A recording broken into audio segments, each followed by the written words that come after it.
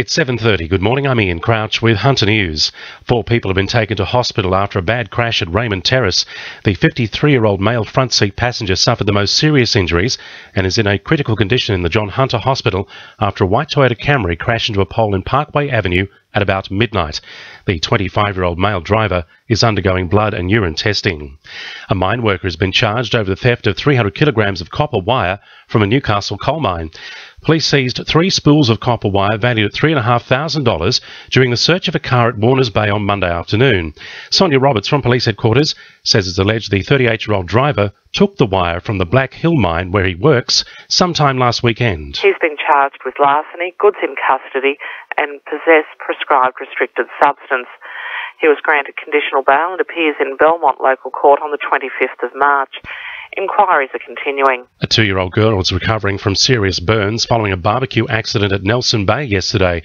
The toddler was airlifted to Westmead Children's Hospital with burns to her face and chest and is believed to be in a stable condition. Hunter Hospitals were the topic of discussion after Labor leader Luke Foley's promise to put extra funding into healthcare during Labor's election launch on the weekend. The opposition leader has promised $1.7 billion will be put into hospital infrastructure if Labor wins the March 28 election. Wall's End MP Sonia Hornery is assuring Hunter residents the funding will be put towards local hospitals. I'll certainly be lobbying that part of that $1.7 billion, or a lot of that $1.7 billion, goes to our Hunter hospitals. And importantly, for those people who have suffered particularly with breast cancer, that we are abolishing the chemotherapy co-payment. Newcastle shipbuilder Forjax is cutting 1/5 of its workforce as it struggles to find new contracts. The Herald reports more than 100 jobs are being cut, although the exact number is unclear. It comes after the company withdrew from the race to build 6 new Sydney ferries because it couldn't find a partner to design the vessels. A new non-invasive scanning technique tested in the Hunter could save women at risk of developing breast cancer from needing preventative mastectomies. The technology detected a series of biochemical changes in breast tissue in women who currently opt to have mastectomies to avoid getting cancer later in life.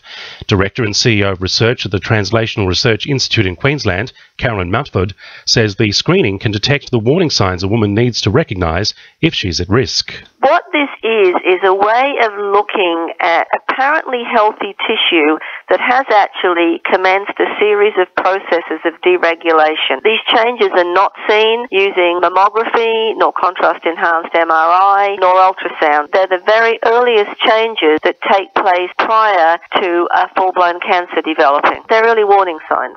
Now with sport, Belinda Delaceres.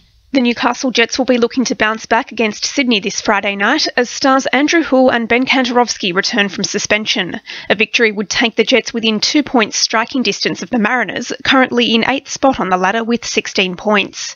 Kantarovski says they'll be targeting Sydney's weaknesses. It's just a matter of us working on our game, making sure we're set up defensively. Sydney have had some good results. They've also got some weaknesses and we're going to try to exploit them.